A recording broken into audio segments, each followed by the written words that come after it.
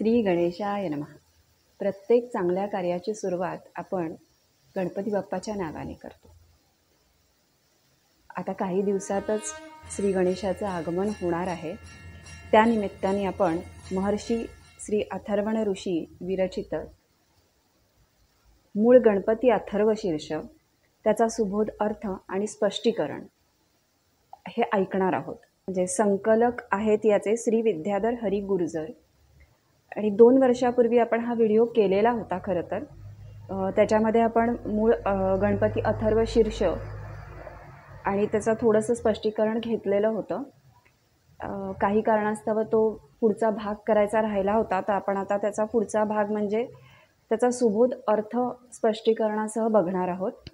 तर पहिला व्हिडिओ जर तुम्ही बघितला नसेल तर त्याची लिंक मी खाली डिस्क्रिप्शन बॉक्समध्ये देईनच. तर तुम्ही आधीचा व्हिडिओ पाहिला नसेल तर तो व्हिडिओ बघा, म्हणजे ते अथर्वशीर्ष पण म्हटलेलं आहे आणि थोडी माहिती सांगितलेली आहे. आणि आता आपण त्याचा पुढचा भाग घेणार आहोत. तर नमस्कार, मी मृणाल मनोज गोखले. शिवाय चॅनलवर आपलं मनापासून स्वागत. आपण आता गणपती अथर्वशीर्षाचं अर्थ जाणून घेणार आहोत. अथर्वशीर्षाची सुरुवात ही शांती मंत्राने होते. तर सगळ्यात आधी आपण शांती मंत्राचा अर्थ आणि स्पष्टीकरण जाणून घेऊयात. शांती मंत्र: ओम भद्रं कर्णेभिः शृणुयाम देवाः भद्रं पश्येमाक्षभिर्यजत्रः स्थिरैरङ्गैस्तुष्टुवांसस्तनुर्भिर्व्यशेम देवहितं यदायुः. ओम स्वस्ति न इंद्रो वृद्धश्रवः स्वस्ति न पूषा विश्ववेदः स्वस्ति नस्तार्क्ष्यो अरिष्टनेमिभिः स्वस्ति नो बृहस्पतिर्दधातु. ओम सहनावतु सहनो भुनक्तु सह वीर्यं करवावहे तेजस्विनावधीतमस्तु मा विद्विषावहे. ओम शांत शांत शांती. अर्थ: कानांनी चांगला उपदेश ऐकावा व डोळ्यांनी चांगले दृश्य बघावे, हा पहिला उपदेश येथे केला आहे. या ठिकाणी भद्र ऐकावे व भद्र पाहावे असे सांगितले आहे. भद्र म्हणजे कल्याण व उच्च अवस्थेला पोहोचवणारे ज्ञान किंवा साधन होय. पुढचा उपदेश म्हणजे बलवान शरीर बनवून आयुष्यभर प्रशस्त कर्मे करीत राहावे. सुदृढ शरीर बनवणे, दीर्घ आयुष्य प्राप्त करणे व आयुष्यभर प्रशस्त कर्मे करणे हे ध्येय येथे ठेवले आहे. यासाठी 4 देवांचे सहाय्य मागितले आहे. इंद्राचा पराक्रम, पूषा देवाकडील धनादी पोषक वस्तू, तार्क्षाची अप्रतिहित गती व बृहस्पतीचे ज्ञान प्राप्त करून आपली उन्नती साधावयाची आहे. आम्ही मिळवलेले ज्ञान आमचे उत्तम संरक्षण करू. तेच आम्हाला भरपूर खावयासाठी अन्न देऊ. त्याच्या योगे आम्ही सर्व मिळून मोठमोठे पराक्रम करूया. आमचे ज्ञान, आमचे तेज वाढावे. या ज्ञानाच्या योगाने आमचा आपापसातील द्वेष नाहीसा हो. काल 3 आहेत, विश्व त्रिगुणात्मक आहे आणि अवस्था 3 आहेत, म्हणून शांतीसुद्धा श्री परमेश्वराकडे 3 प्रकारे मागितली आहे. अ. व्यक्तीचे शरीर, मन व बुद्धीमध्ये शांतता राहावी. ब. समाजाच्या सर्व वर्गांमध्ये शांतता नांदावी. आणि क. एकंदर विश्वामध्ये शांतता राहावी. याचे स्पष्टीकरण: शांती मंत्राची गरज: आपले जीवन सुखी करण्याचा सर्वात सोपा उपाय म्हणजे सगळ्या जगात शांती नांदो, सर्व सुखी होत अशी इच्छा बाळगणे व त्याप्रमाणे श्री परमेश्वराकडे प्रार्थना करणे हा आहे. शांती मंत्राची गरज अशासाठी सुद्धा आहे की चांगल्या गोष्टी ऐकण्याची, बघण्याची व चांगल्या गोष्टींचे चिंतन करण्याची आवड निर्माण व्हावी. कारण आपणच आपल्या सुखदुःखाचे कारण पेरत असतो. मांगल्याचे चिंतन करण्याने मांगल्य निर्माण होते. श्री परमेश्वराची प्रचिती मांगल्यामध्येच येऊ शकते. श्री परमेश्वराला जसा घ्यावा तसा तो आहे. शांती मंत्राचा पाठ करून त्यानंतर श्री गणपती अथर्वशीर्ष संहितेला सुरुवात होते. ती श्री गणपती वंदन आणि तत्वमसी या महावाक्याने श्री अथर्वण ऋषींनी सुरुवातीला जो नमस्कार केला आहे तो ओंकार रूपी गणेशाला श्री गणपती हा आत्मा, ब्रह्म वगैरे शब्दांनी व्यक्त होणारी शक्ती आहे असा निर्वाळा या ऋषींनी दिला आहे. हा शांती मंत्राचा अर्थ झाला आणि स्पष्टीकरण झालं. आता श्री सार्थ गणपती अथर्वशीर्ष संहिता खंड 1. श्री गणपतीचे अधिदैविक स्वरूप.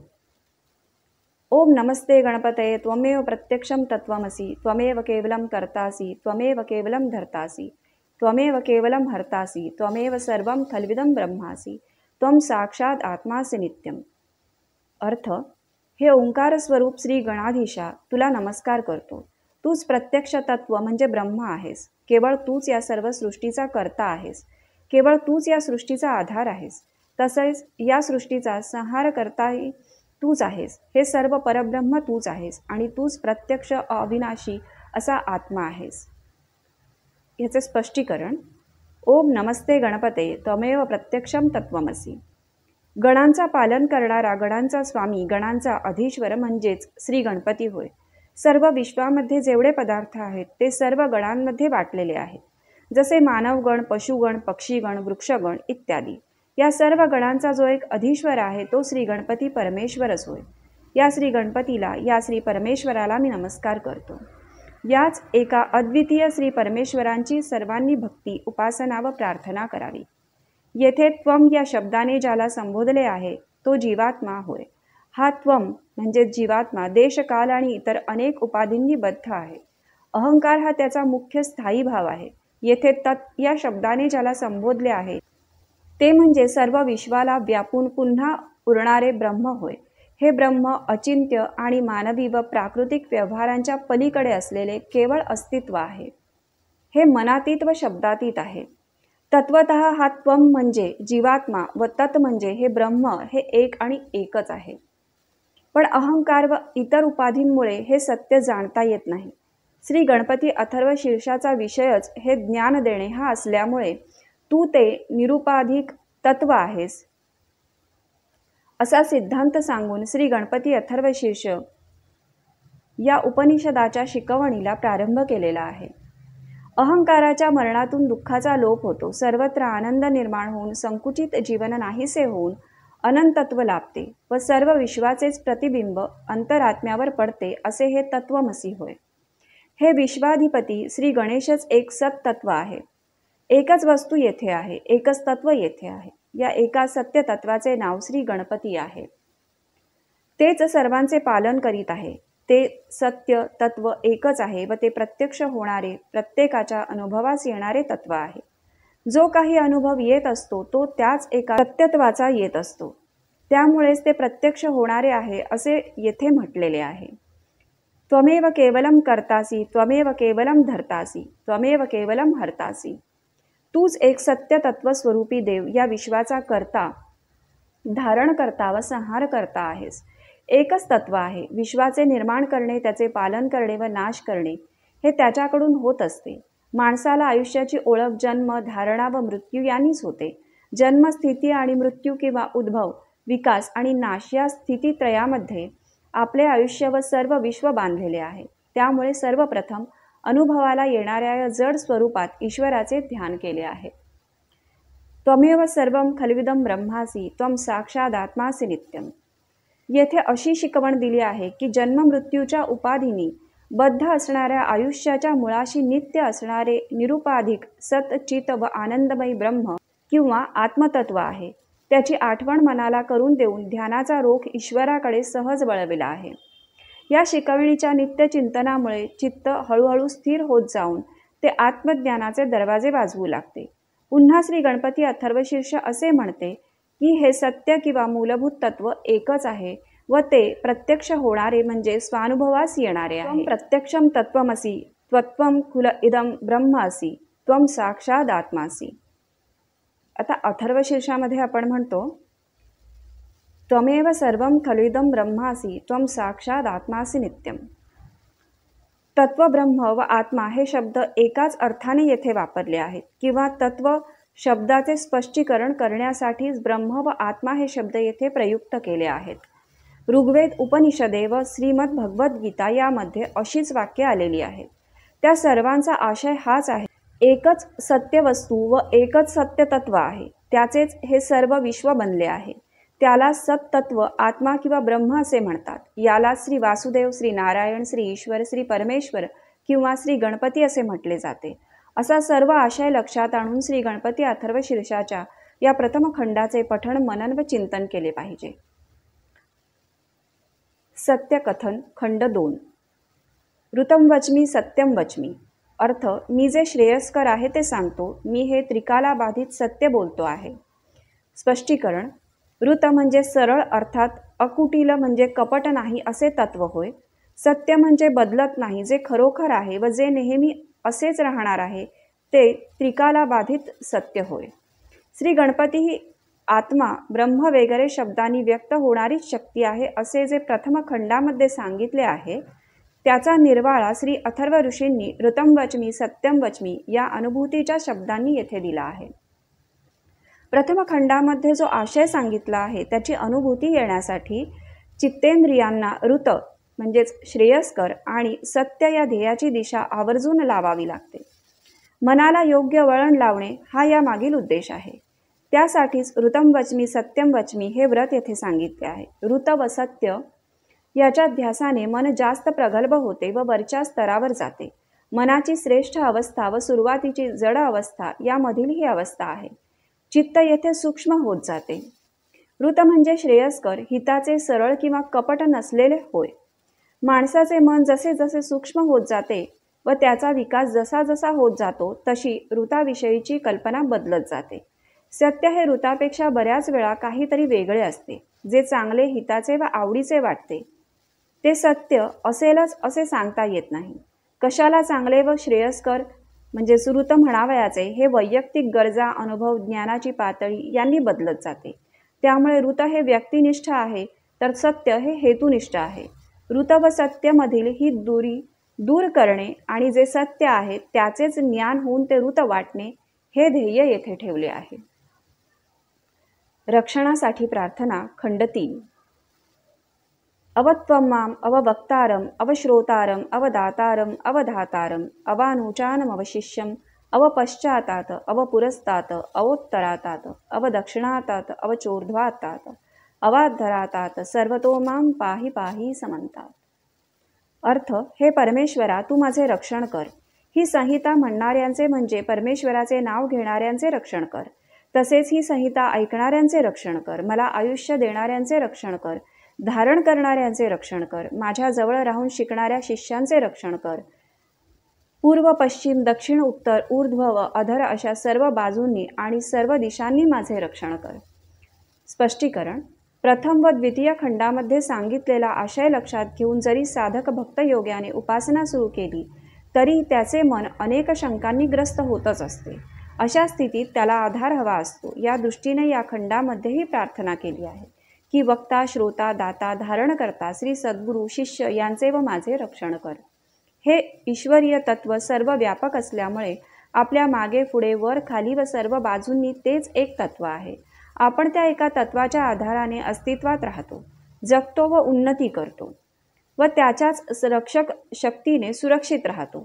याच कारणासाठी आमची चारही बाजूंनी सुरक्षितता राहावी म्हणून त्याची येथे प्रार्थना केली आहे. ज्याप्रमाणे आपल्या शरीरातील कोणताही एक अवयव या सर्व शरीरांमध्ये सम्मिलित असतो, सर्व शरीराच्या आधाराने राहतो व सर्व शरीराच्या पोषक शक्तीने पोसला जातो, त्याचप्रमाणे विश्वरूपी श्री गणपतीमध्ये व आत्म्यामध्ये, ब्रह्मामध्ये आपण त्याच्या शक्तीने असतो, राहतो, उन्नत होतो व त्याच्या रक्षक शक्तीने आपण सुरक्षित असतो. ज्या अर्थी आम्ही विश्वात्म्याचा अंश आहोत त्या अर्थी आमची सुरक्षितता ठेवण्यासाठी आम्ही विश्वात्म्याचीच प्रार्थना केली पाहिजे. प्रार्थनेने आपला अहंकार व गर्व दूर होतो व विश्वात्म्याशी एकतानता होते. हा मोठा लाभ आहे. येथे सुरक्षिततेच्या भावनेबरोबर ईश्वराच्या हातात आयुष्य सुरक्षित आहे हे जाणावयाचे व मनावर ठसवावयाचे आहे. त्याप्रमाणे कासवाचे पाय, तोंड हे अवयव नाजूक असतात व पाठ मात्र अभेद्य असते आणि संकटसमयी कासव आपले सर्व अवयव या कवचाखाली ओढून घेते. त्याप्रमाणे वरील प्रार्थना म्हणजे श्री परमेश्वराचे अभेद्य संरक्षक कवच आहे. येथे ईश्वराला शरण जाणे म्हणजे त्याच्या संरक्षक कवचाखाली सुरक्षित राहणे होय. श्री परमेश्वराच्या ठिकाणी असा आश्रय घेता घेताच त्याची कृपा जाणवू लागते. आयुष्यात श्री परमेश्वराचा आधार मिळण्याची भावना पक्की होते. त्याच्या ठिकाणी मन स्थिर होते व ध्यान जास्त प्रगत होते. श्री परमेश्वराचे खरे स्वरूप जन्म, मृत्यू आणि स्थितीच्या मागे लपलेले आहे हे समजल्याने आपल्या आयुष्यातील त्याचे दाता, रक्षणकर्ता, भरता अर्थात पालनपोषण करणारा असे स्वरूप मनाला समजते. त्यामुळे श्री गणपती अथर्वशीर्षाच्या या खंडामध्ये साधकाने आपले सर्व प्रकारे संरक्षण करण्याची प्रार्थना केली आहे. वरील प्रार्थनेमध्ये समंत शब्द सर्वतः पेक्षा जास्त व्यापक आहे. सर्वतः मध्ये बाह्य जगतातील संकटापासून संरक्षण मिळवण्यावर जोर आहे, पण समंत या शब्दात स्वतःच्या अंतरातून निर्माण होणाऱ्या विघ्नांपासून सुद्धा संरक्षण मागितलेले आहे. साधन मार्ग आक्रमित असताना साधकाला बाह्य संकटे, आंतरिक विक्षेप येऊ शकतात, पण अथर्वशीर्षाच्या नित्य पठणाने या खंडामध्ये हे कवच सिद्ध होऊन जाते. त्याचे अंतर्बाह्य संरक्षण होऊन साधकाची प्रगती होते, यात मुळीच शंका नाही. श्री गणपतीचे आध्यात्मिक स्वरूप. खंड 4. त्वं वाङ्मयस्त्वं चिन्मयः त्वमानन्दमयस्त्वं ब्रह्ममयः त्वं सच्चिदानन्दद्वितीयोऽसि त्वं प्रत्यक्षं ब्रह्मासि त्वं ज्ञानमयो विज्ञानमयोऽसि. अर्थ: हे परमेश्वरा, तू वाङ्मय स्वरूप आहेस, म्हणून नाम हे तुझे रूप आहे. तू वाणी रूप आहेस, तू चिदरूप आहेस, तू आनंद रूप आहेस, तू ब्रह्मरूप आहेस, तू सत, चित्त आणि आनंद यापासून अभिन्न म्हणजे सच्चिदानंद आहेस. तू प्रत्यक्ष ब्रह्म आहेस, तू ज्ञानमय आणि विज्ञानमय आहेस. स्पष्टीकरण: श्री गणपती ही श्री विद्येची अधिष्ठात्री देवता आहे. ओंकार या आद्य ब्रह्मरूप व त्यापासून चारही वाणीची उत्पत्ती सांगितली आहे. सर्व वेदांची उत्पत्ती ओंकारापासूनच झाली आहे. शब्द मात्राची उत्पत्ती प्रणवरूप परब्रह्मापासून झालेली आहे. तोच मूर्त असा श्री गणेश आहे. या प्रणवापासून उत्पन्न झालेले सर्व वाङ्मय, सर्व शब्दब्रह्म हे त्या श्री गणेशाचे मूर्त स्वरूप आहे. हे शब्दब्रह्म म्हणजे वेद होय व हीच त्या श्री गणेशाची मूर्ती आहे. विश्वरूपी विश्वात्मा श्री गणपती आहे. त्याचे आध्यात्मिक स्वरूप या 4थ्या खंडामध्ये सांगितले आहे. याचे रूप वाणी, चित्शक्ती किंवा जीवनशक्ती व आनंद हे आहे. सच्चिदानंद द्वितीय, सच्चिदानंदाहून दुसरे काही नाही, म्हणजे सच्चिदानंद हेच श्री गणपतीचे स्वरूप आहे. सत आणि अस्तित्व, चित्त म्हणजे जीवन किंवा ज्ञान आणि आनंद म्हणजे अभौतिक सुखाचा अनुभव होय.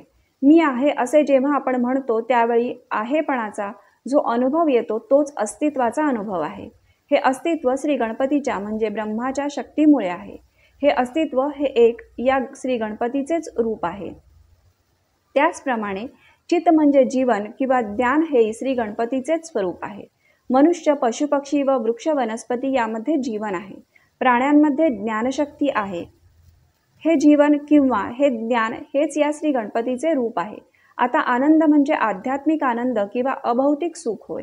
जेव्हा ध्यानामध्ये मन एकाग्र होऊ लागते तेव्हा बाह्य उपाधी आपोआपच लोपतात. या स्थितीमध्ये श्री गणपतीच्या आनंदमय रूपाचा प्रत्यय येतो आणि त्या स्थितीमध्ये श्री परमेश्वराचे आणि त्याचबरोबर स्वतःचे मूलस्वरूप हे गुण, देह व काळाच्या पलीकडचे आहे हे समजते.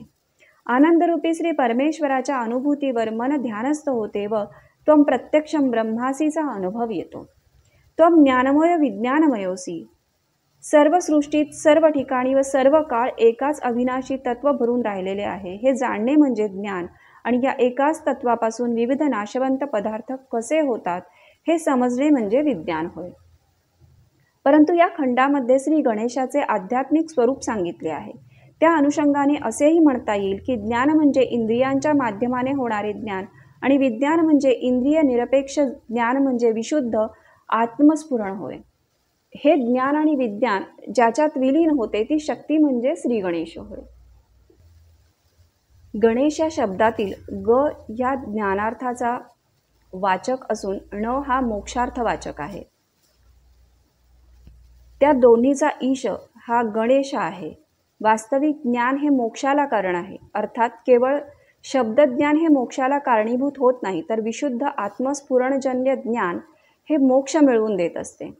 त्या दोन्हीचा ईश श्री गणेश आहे. याचा सरळ अर्थ असा आहे की ज्ञान आणि मोक्ष या दोन्हीचा तो दाता आहे. श्री गणेशाची उपासना करणे म्हणजेच ज्ञानासहित मोक्ष प्राप्त करण्याची सहज सुंदर व्यवस्था होय. वस्तुतः आपण अज्ञानामध्ये आनंद मानतो व सुख समाधान मिळवण्याचा प्रयत्न करीत असतो. व्यवहारात आपण जे सुख मानतो ते अंती दुःखाला कारण होते, कारण आपली सुखाची कल्पना अज्ञानमूलक असते. जसे जसे हे अज्ञान नष्ट होत जाते तसे तसे ज्ञानाची कवाडे उघडली जातात व चिरंतन सुख, समाधान व आनंदाचा प्रत्यय येतो. खोल समुद्रात मासेमारी करताना कोळी लोक फार मोठे जाळे टाकतात व त्यात हजारो मासे अडकतात, पण ते जाळे इतके मोठे असते की त्या माशांना आपण जाळ्यात फसलो आहोत ही कल्पनाच होत नाही व ते अगदी आनंदात त्या जाळ्यामध्ये विहार करीत असतात. त्यातून एखाद्या माशाला संकटाची चाहूल लागते व बाहेर पडण्याचा मार्ग सापडत नाही. तरीसुद्धा त्यातील एखादा मासा महत् प्रयासाने ते जाळे कुरतडून बाहेर पडतो व त्या अथांग सागरात मुक्त विहार करतो. आपली अवस्था पण तशीच आहे. आपण एका झगमगत्या व अतिप्रचंड अशा मायाजाळामध्ये फसलो आहोत. याचीच मुळी आपल्याला कल्पना नसते आणि जर कल्पना आली तर मार्ग सापडत नाही. त्याकरिता येथे असा उपदेश केला आहे की माया, अज्ञान, अविद्या व अहंकार याचा अस्त होऊन अभौतिक सुखाचा अनुभव येण्यासाठी या ज्ञानविज्ञानमय श्री गणेशाची उपासना करावी. ओंकार रूपी श्री गणेश साऱ्या शब्दांचा आधार आहे व शब्द ब्रह्म आणि नाद ब्रह्म यांची जननी आहे. श्री गणपती अथर्वशीर्ष ही अशी एक नितांत सुंदर बंदिश आहे जी गाऊ लागलो तर त्याच्या आनंदाच्या राशी प्रकट होतात व श्री गणपतीच्या आनंदमय स्वरूपाचा प्रत्यय येतो. मन एकाग्र होऊ लागते व साधकाला श्री गणपतीच्या ज्ञानमयत्व व विज्ञानमयत्वाचा अनुभव मिळतो. आज आपण इथेच थांबूया, कारण खूप मोठा व्हिडिओ होतोय. समजून घेण्यासाठी बरंच आहे, त्याच्यामुळे आपण 2-3 भागामध्ये याचा अर्थ समजून घेऊ. आत्तापर्यंत ऐकलं ते कसं वाटलं हे नक्की सांगा. कमेंट बॉक्समध्ये आपला अभिप्राय नक्की कळवा. लवकरच भेटूया पुढच्या भागात. धन्यवाद.